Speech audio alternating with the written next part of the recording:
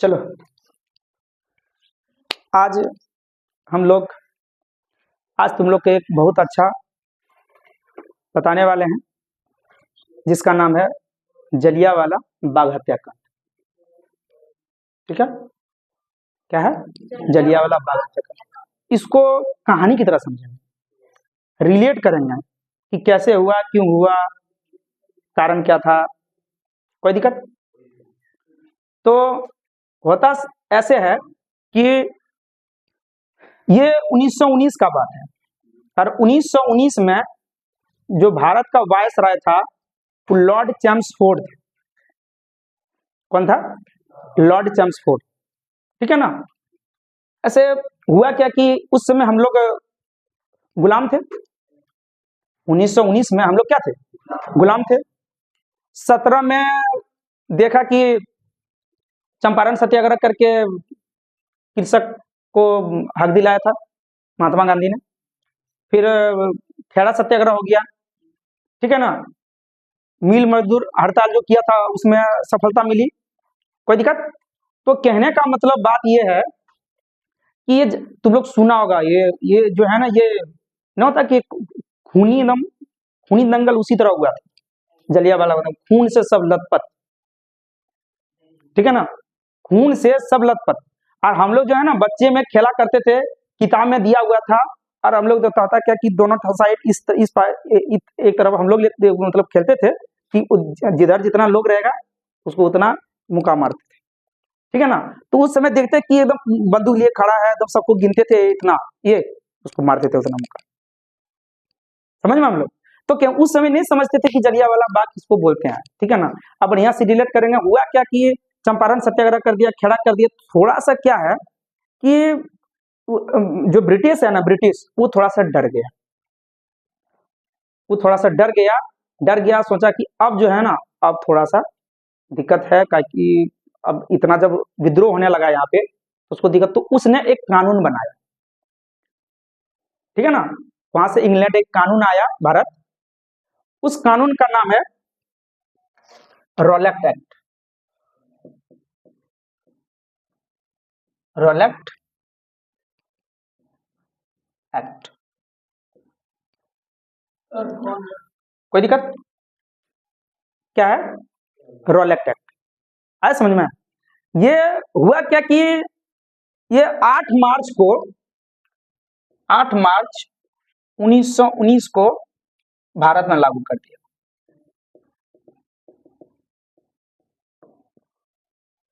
कोई दिक्कत? गप नहीं। 8 मार्च 1919 को भारत में क्या कर दिया? लागू कर दिया। और ये रॉलेट एक्ट है क्या? तो ये काला कानून है। ठीक है ना। अब तुम सिंपल सी बात है कि अब उस सब का कहना था, सर सिडनी रॉलेट इसका पूरा नाम है। उन लोग का कहना था क्या था कि जो भी भारतीय अगर विद्रोह करेगा, तुमको जिस पे शक हो उसको क्या करो? नजरबंद कर दो, मतलब जेल में बंद कर दो। और उस पर कोई सुनवाई नहीं होगी। अभी अगर कोई किसी को पुलिस पकड़ती है तो तुरंत सुनवाई होती है, पता है तुमको। अगर अभी तुरंत पकड़ के लेगेगी तो इसी समय काल उसको जेल रेफर करना होगा। थाना में पुलिस को रखने का अधिकार सिर्फ 24 घंटा है। ठीक है ना। ले जाने का, पकड़ के ले जाने का जो टाइम है वो नहीं जुटता है। लेकिन थाना में अगर किसी को रख सकता है, किसी को अगर मान लो कोई लड़ाई झगड़ा हो गया, पकड़ के ले जाता है, तो उसको रखने का 24 घंटा अधिकार है। 24 घंटा के बाद उसको रेफर करना होगा। ठीक है ना। समझ में आया? जज के सामने उसको प्रस्तुत करना होगा, जो भी होगा उसके बाद जेल भेज देगा। आया समझ में? तो कहने का मतलब है, अब यहां समझो, अगर हम पे शक आया, हमको पकड़ के जेल भेज दिया। किसी पे शक आया, अब कहीं 4 गो आदमी जमा हुआ, शक हुआ, पकड़ के जेल भेज दिया। कोई दिक्कत? तो सोचो ये गंदा कानून है कि नहीं? ये गंदा कानून है। अब बोलो जिसपे तुमको शक होगा तुम उसको पकड़ के, अब उसको वो नहीं हो, गुनाह किया है, और उस पे हो ना कि केस चले, सुनवाई हो, कोई सुनवाई नहीं, बिना दलील कुछ नहीं, कोई सुनवाई नहीं होगा। ऐसा एक्ट था कि कोई सुनवाई नहीं होगा। वो जब जिसको बंद कर दिया जेल में, वो उसका कोई सुनवाई नहीं होगा। वो जब मन करेगा छोड़ेगा, वो नजरबंद कर देगा। तो बोलो ये तो एकदम सरासर एकदम बेकार कानून था। ठीक है ना। तो उसका क्या किया? भारत वाला ने विरोध किया कि हमको ये कानून नहीं चाहिए, हमको पसंद नहीं है कानून। समझना अच्छे से, ऐसे ही लिखना है एग्जाम में।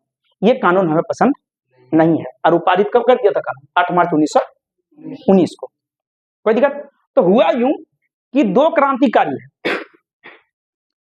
समझ में आया? दो क्रांतिकारी है, दो क्रांतिकारी, ठीक है ना। दो क्रांतिकारी का नाम आया है, एक आया है डॉक्टर सत्यपाल और दूसरा है डॉक्टर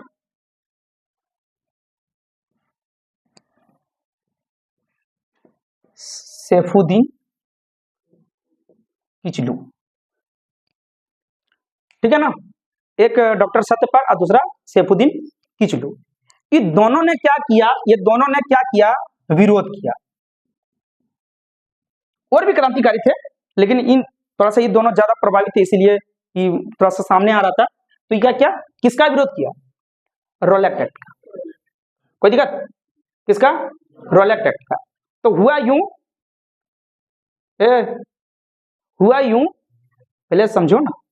हुआ यूं कि इन दोनों को क्या किया? अब जब मतलब इसका जब ये जानिए रहा है कि ऐसा कानून था, काला कानून था, कि पकड़ लिया, नजरबंद कर दिया, जेल में जिसको पर शक हुआ, अभी तो विरोध कर रहा था, तो इन दोनों को पकड़ के क्या किया?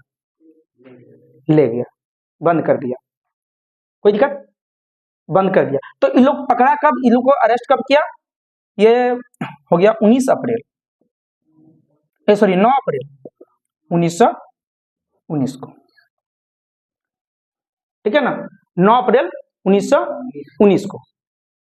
कोई दिक्कत? और ये कहानी है कहाँ का? तो ये कहानी है, ये कहानी का पंजाब में जगह है, पंजाब में अमृतसर। अमृतसर सुना होगा तुमने, पंजाब में एक जगह है अमृतसर। हाँ, अरे नहीं सुना? मैं निकला वो गड्डी लेके, रास्ते पर उस सड़क में एक मोड़ आया, ठीक है ना। और नहीं बोलता कि रब जाने कब गुजरा अमृतसर, कब जाने लाहौर आया, ठीक है ना। तो सिंपल सी बात है, जब पंजाब जाओगे ना, पंजाब जाओगे तो अमृतसर के बाद जो बॉर्डर पड़ता है, लाहौर पाकिस्तान में पड़ गया अभी 47, ठीक है ना। तो बोलता कि ना जाने कब कब गुजरा अमृतसर, ना जाने कब लाहौर आ गया। तो अमृतसर के बाद जाओगे सीधे कौन आता है? लाहौर, मतलब उस बॉर्डर के उस पर पड़ता है पाकिस्तान में। कोई दिक्कत? गाना भी सुनी तो ध्यान रखता है तुम लोग। कोई दिक्कत? तो 9 अप्रैल को इन लोगों को क्या किया? गिरफ्तार किया। किसको? डॉक्टर सत्यपाल और सैफुद्दीन किचलू को। और हुआ क्या कि अमृतसर में 10 अप्रैल को 10 अप्रैल 1919 को मार्शल लॉ लागू हो गया। 10 अप्रैल 1919 को। और मार्शल लॉ क्या होता है? तो मार्शल लॉ ये होता है कि एक जगह ज्यादा आदमी जमा नहीं हो सकता है। पूरा पंजाब में मार्शल लॉ लगा दिया, पूरा अमृतसर में, मतलब एक जगह ज्यादा आदमी जमा नहीं हो सकता है। कोई दिक्कत? अब उन लोग का यही थीम था ना कि ज्यादा आदमी जगह होगा तब ना संगठन बनाएगा, तब ना बोलेगा विरोध कैसे करें। तो हुआ यूं कि सबको मतलब ऐसे बोल दिया कि डॉक्टर सत्यपाल और सैफुद्दीन किचलू को छोड़ाना है। तो अमृतसर के सब आदमी क्या किया? उसको छोड़ाने के लिए लग गया। तो कहने का मतलब है कि अब जो बात आता है वो आता है 13 अप्रैल।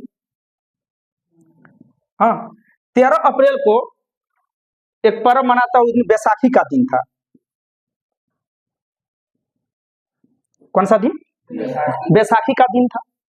कोई दिक्कत? 13 अप्रैल को बैसाखी का दिन था। और लगभग एक अमृतसर, ठीक है ना, एक जो है स्टेडियम है, यही है जलियांवाला बाग स्टेडियम है अमृतसर में। यहीं पे सबको बोला कि जमा होना है। तो अमृतसर का लगभग 20,000 आदमी जमा हो गया, ठीक है ना। बैसाखी के मनाने के अति में 20,000 आदमी जमा हो गया। और टाइम था शाम को 4 बजे। जब जमा हुआ था, ठीक है ना। तो एक जगह अब मान लो मार्शल लॉ लागू हुआ है, एक आदमी ज्यादा जमा नहीं आ सकता है, और यहाँ कितना आदमी जमा हो गया, 20,000। अब हुआ क्या, तो कैसे अमृतसर का जो था उस समय अधीक्षक आर डायर, नाम क्या है अमृतसर का उस समय क्या था, R Dyer, R Dyer, R Dyer को खबर हो गया, ठीक है ना। तो वही उधर से आता है तुरंत, जितना उसका सेना से सबको बोलता है, और ये स्टेडियम में घुसता है, सब जगह जो गेट होता है लगा देता है, ठीक है ना। और एकदम चारों तरफ करके घेरा करके, और वो लोग रहता है वहां, और दो गोलियां फायर कर देता है, ठीक है ना। एकदम धाए धाए धाए धाए गोली गोली एकदम फायर करने लगा। अभी भी वहां जाओगे तो अभी भी उसी तरह वहां मंजर है, एकदम पूरा एकदम, जब बेधड़क गोलियां, ना बच्चे को देखा, ना बूढ़ा को देखा, ना मतलब किसी को नहीं देखा, समझा। वहां एक कुआं है, जहाँ पे है वहां कुआं था, बहुत कोई कुआं में भरा गया, कुआं में कूद गया तो बचेगा, समझ में। एकदम वहां जो है ना, वहां खून की होली चल गई, समझ में, खून की होली चल गई वहां जलियांवाला बाग में, स्टेडियम में, इसीलिए उसका नाम रह गया जलियांवाला बाग। अब ये हुआ कब, 13 अप्रैल 1919 को, कोई दिक्कत, एकदम खून की नदी बह रही थी वहां, समझा। तो हुआ यूं कि अब सोचो कि इतना आदमी को मार देना, अब हुआ क्या कि आदमी कितना मरा, तो सरकारी रिपोर्ट के अनुसार दिया कितना पता है, 379, कि इतने आदमी मरा, समझ में, कि उसमें जो गोली चलाया है एकदम कौन है, अब गोली चला दिया है, अब वहां कोई बच्चा बूढ़ा जो भी है जिसको लगेगा वो, अब छोटा बच्चा है, महिला भी थी, जिसको लगा एकदम जान ही रहा है, कोई दिक्कत। तो ये जो है ये बहुत ज्यादा क्या हो गया, ठेस पहुंचा कि गोली चला दिया, तो पूरा भारतवासी एकदम दिक्कत में, गुस्सा हो गया। तो कमेटी बना, तो बताएंगे बाद में। तो हुआ यूं कि आर डायर को और इंग्लैंड वाला को समझाना क्या चाहिए, उसको पुरस्कृत किया, पुरस्कार दे दिया उसको, कोई दिक्कत। तो जानिए रहा है कि भगत सिंह जैसा और कोई वीर जवान था उस समय, ठीक है ना। तो एक क्रांतिकारी का नाम है, जो बोलने हमको बहुत अच्छा लगता है, उसका नाम है उधम सिंह, उधम सिंह। आइए डिसाइड कर लिया कि जब तक आर डायर को मारेंगे नहीं तब तो मतलब जो है अपने चैन से सोएंगे नहीं, समझ में आया। तो आर डायर को यहां से क्या किया कि जब वो मार दिया, आर डायर को यहां से क्या किया, इंग्लैंड भेज दिया, ठीक है ना। उधम सिंह को तो अंदर ही अंदर गुस्सा था, वो खून की होली देखा था, बस चला गया यहां से इंग्लैंड, वहीं रहा। ये हुआ कब, 1919 में। लेकिन उधम सिंह ने आर डायर को 1941 में गोली मार दिया।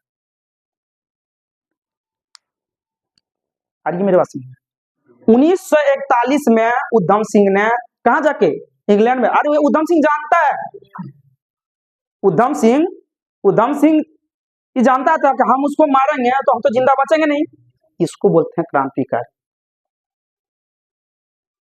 ऐसा समझ में। तो कोई पूछेगा कि जलियांवाला बाग हत्याकांड क्या है, तो रॉलेट एक्ट से लेना है, वही कानून का खिलाफ ये कर रहा था ना, और वो गिरफ्तार किया, मार्शल लॉ लग गया, तो उन लोग को समझ में। उसके बाद जो है ना, उसके बाद कैसे जमा हुआ था वहां, ठीक है ना, स्टेडियम में, और गोली चला दिया, और उसी का नाम बन गया क्या, वो खूनी दंगल ही था ना, समझ में। बहुत ठेस पहुंचा भारतवासियों को। और सबसे जब जानिए रहा उधम सिंह, बस बोलता ठान लिया तो ठान लिया, मारेंगे तो मारेंगे, भारतीय है यार, समझता है कुछ, भारत वाला चाह रहे तो कुछ कर ले, लेकिन वो चाहेगा तब नहीं, चाह लिया कि जब तक डायर को उल्टाएंगे नहीं तब तक चैन से बैठेंगे नहीं। सोचो आज जो है ना, आज गुस्सा क्या, कितना बड़ा इसको गुस्सा था, अभी जो है ना, अभी कोई तुरंत जो तुरंत है, अभी मान लो किसी से गुस्सा हो गए तो 4 दिन के बाद फिर गुस्सा ठंडा जाता है। लेकिन सोचो 1919 में हुआ, मारा कब, 41 में, तो सोचो कितना वर्ष, 22 साल के बाद मारा। सोचो उसका दिल में उसी तरह धड़क रहा था एकदम, समझो, और वो जान रहा था कि हम बच के नहीं लौटेंगे।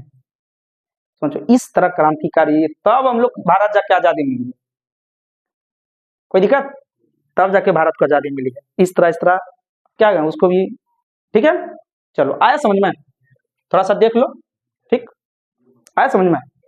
हाँ ऐसी कहानी की तरह, और वहां तुम आराम से लिखना, यहाँ से रोलेट एक्ट से चालू करना है कि ऐसे ऐसे, ठीक है ना, और ऐसे करना ऐसे करना, जब लिखेगा ना तो फुल में फुल नंबर, कोई दिक्कत। चलो ठीक।